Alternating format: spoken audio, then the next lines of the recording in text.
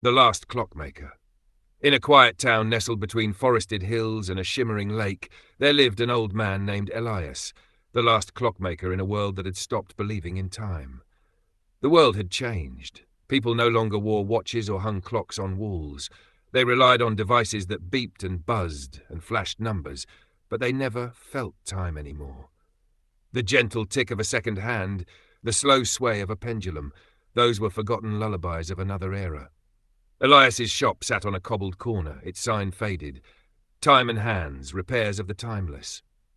Inside, the walls were lined with clocks, grandfather clocks with carved wood, tiny travel alarms with brass bells, cuckoos that peeked out on the hour, and pocket watches with filigree faces. Each one was silent. Every morning Elias wound one clock. Just one. He'd watch it come alive, ticking steadily, its gears clicking like a quiet heartbeat. He didn't wind the others, they were broken, waiting, remembering.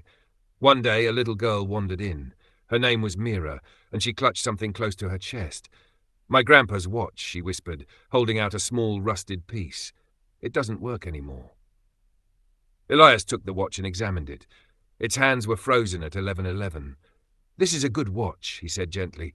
"It remembers love." Mira tilted her head. "Can watches remember?" he smiled. "Some do. Especially the ones given with care. Time isn't just about seconds, it's about moments." He opened the back of the watch, revealing a tangled mess of gears. With a magnifier and a trembling hand, Elias began to work. As he did, he told her stories, of clocks that stopped when hearts broke and watches that restarted when someone fell in love. Mira listened, wide-eyed, as the shop ticked with memory. By dusk, Elias had done it. The watch ticked again. Mira stared, mesmerized. "Will it last forever?" she asked. "No," Elias said. "Nothing does, but if you wind it every day, it'll keep going, just like people do."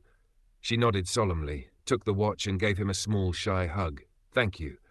As she skipped out, the clocks on the walls shuddered. One ticked, then another, then all. Elias looked up in awe as the shop came to life, a symphony of ticking, tocking, chimes and cuckoos.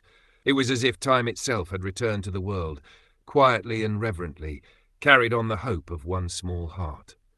That night, Elias wound every clock, and for the first time in years he slept not in silence, but to the comforting rhythm of time remembered.